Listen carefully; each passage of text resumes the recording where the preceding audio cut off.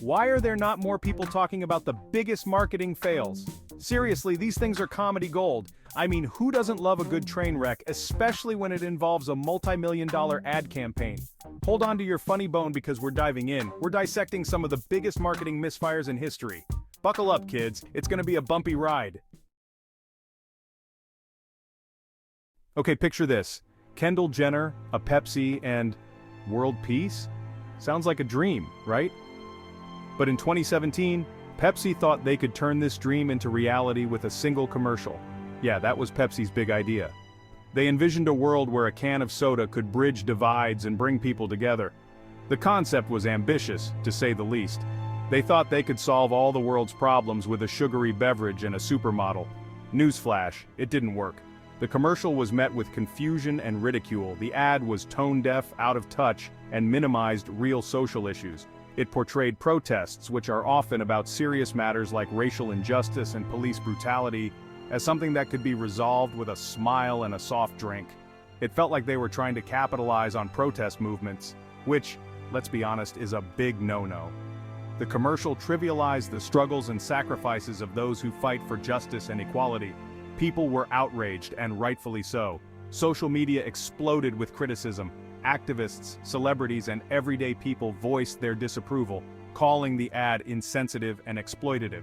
The backlash was swift and brutal. Headlines screamed about the controversy, and the internet was flooded with memes and parodies mocking the ad. It became a textbook example of how not to do marketing. Pepsi pulled the ad and issued an apology, but the damage was done. The brand's reputation took a hit, and it served as a cautionary tale for other companies. The lesson? Authenticity matters. You can't just slap a product onto a social issue and call it a day. In the end, the Pepsi debacle highlighted the importance of understanding and respecting the issues you're addressing. Successful campaigns are those that genuinely support and uplift communities, not those that exploit them for profit. So, next time you see a brand trying to jump on the social justice bandwagon, remember the Pepsi ad. It's a reminder that real change comes from real actions, not just flashy commercials. Let's live for a do-over, but let's do it right. Burger King, home of the Whopper and sexist tweets. In 2021, they tried to be clever on International Women's Day. Their big brain move? A tweet that said, "Women belong in the kitchen." Now I get it, they were trying to promote a scholarship for female chefs. But the execution? Epic fail. The internet exploded, and not in a good way. People accused them of being tone-deaf and perpetuating harmful stereotypes. Burger King quickly deleted the tweet and apologized, but the internet never forgets. Chapter 3. McDonald's, I'd hit it. The unintended consequence. McDonald's, they're loving it. Or are they? The fast food giant has always been known for its catchy slogans and memorable advertising campaigns. From "I'm loving it" to "You deserve a break today," McDonald's has a knack for embedding itself into popular culture. But not every campaign hits the mark. Back in 2014, they launched a campaign with the slogan, "I'd hit it." At first glance, it seemed like a harmless, playful phrase meant to attract younger customers to their new Quarter Pounder. The idea was to create a buzz, to get people talking and sharing their love for the burger on social media. Sounds innocent enough, right? Well, not really. See, they were going for a playful vibe, encouraging people to hit their new Quarter Pounder. The phrase was meant to be a fun, cheeky way to say, "I'd definitely eat that."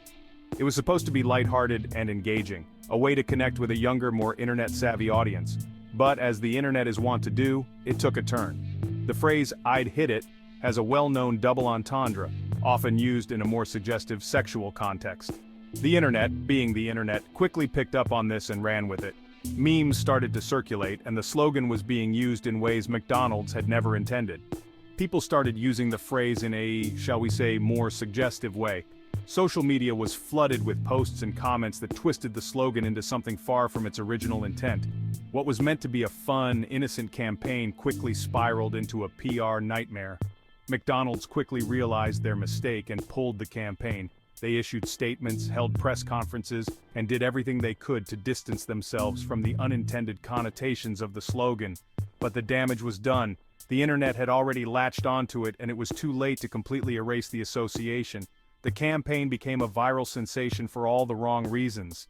News outlets picked up the story, and it became a topic of discussion on talk shows and social media platforms. People were sharing and laughing at the blunder, and it became a case study in how quickly things can go wrong in the age of the internet. McDonald's learned a valuable lesson about the power of words and the unpredictable nature of social media. The THIKIT campaign serves as a reminder that even the best-laid plans can go awry, and that sometimes a seemingly innocent phrase can have unintended consequences. Chapter 4, New Coke, the Fizzy Fiasco. Okay, this one's a classic. It's a story that has been told and retold, often with a chuckle and a shake of the head. In 1985, Coca-Cola, in all their infinite wisdom, decided to change their formula. This was a monumental decision, one that would go down in history for all the wrong reasons. They called it New Coke, and it was supposed to be bigger and better than ever. The marketing team was confident, the executives were excited, and the advertisements promised a revolution in taste. Problem was, nobody asked for it.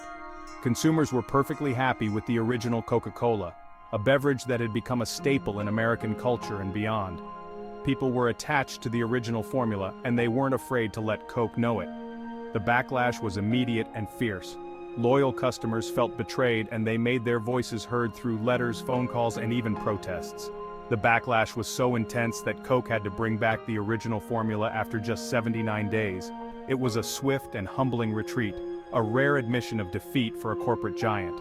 New Coke became a cautionary tale about messing with a good thing. It was a lesson in understanding your audience and the power of brand loyalty. The entire fiasco was a masterclass in how not to handle product innovation. It's a reminder that sometimes the classics are classics for a reason. The original Coca-Cola formula had stood the test of time for a reason. It was more than just a drink. It was a piece of history, a symbol of comfort and nostalgia. The New Coke debacle also highlighted the emotional connection people have with brands. Coca-Cola wasn't just a beverage. It was a part of people's lives, woven into their memories and traditions. Changing the formula felt like changing a part of their identity. The decision to introduce New Coke was driven by a desire to compete with Pepsi, which had been gaining market share. The taste tests and focus groups had shown a preference for a sweeter formula, but these tests failed to capture the deep-rooted loyalty to the original Coke. Pepsi had been running aggressive marketing campaigns, positioning itself as the choice of a new generation. Coca-Cola felt the pressure and decided to take a bold step, but it was a step in the wrong direction. The production lines were retooled, the marketing materials were printed, and New Coke hit the shelves with much fanfare. But the fanfare quickly turned to dismay as consumers rejected the new formula. The media had a field day with the story. Headlines screamed about the Coke crisis, and news anchors discussed the public's outrage. It became a national conversation, a topic of debate at dinner tables and water coolers. Coca-Cola executives had to face the music. They held press conferences, issued public apologies, and ultimately made the decision to bring back the original formula, rebranded as Coca-Cola Classic. The return of the original formula was met with celebration. Consumers rejoiced, and sales soared. Coca-Cola Classic became a symbol of redemption, a testament to the power of listening to your customers. The New Coke fiasco is now a part of Coca-Cola's rich history. It's a story that serves as a reminder of the importance of understanding your audience and the risks of tampering with a beloved brand. Today, the story of New Coke is told in marketing classes and business seminars. It's a case study in brand management, a lesson in the power of consumer loyalty, and a fascinating chapter in the history of one of the world's most iconic brands. So the next time you crack open a cold Coca-Cola, remember the Fizzy Fiasco. It's a tale of ambition, miscalculation, and ultimately, redemption.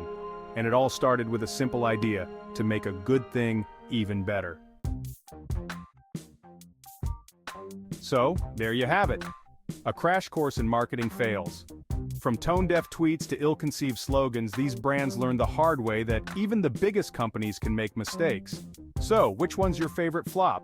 Drop it in the comments. Don't forget to like, share, and subscribe for more marketing madness. Until next time, stay classy.